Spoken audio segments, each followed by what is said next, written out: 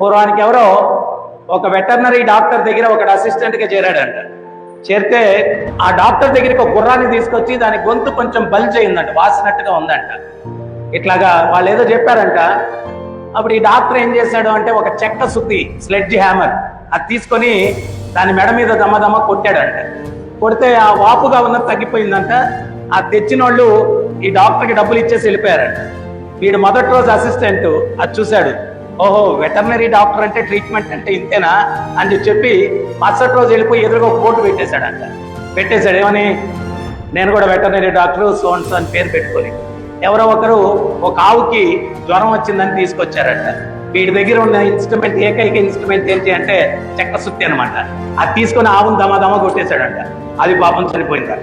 వాళ్ళు వీడిని చావగొట్టారు.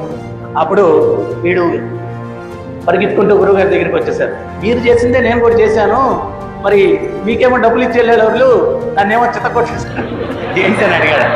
అప్పుడు గురువు చెప్పాడంట, మరి నాయన నిన్నటి ఆ గుర్రము దోసకాయ తింటూ నమలకుండా మింగేసింది, అది గొంతులో ఇరుక్కునింది. నేను ఆ శృతితో కొంచెం కొట్టడం వల్ల లోపల అది పగిలిపోయి డిజాల్వ్ అయిపోయి లోపలికి వెళ్ళిపోయింది. దానికి అది ట్రీట్మెంట్. ఆవుకి జ్వరం అని వస్తే సేమ్ అదే నువ్వు శృతితో కొట్టేస్తే ఎట్లా బాబు, అన్నిటికీ ఒకటే ట్రీట్మెంట్ కాదు అని చెప్తే, క్షమించండి గురువు గారు, ఇంక మీ దగ్గరే ఉంటానన్నాడు.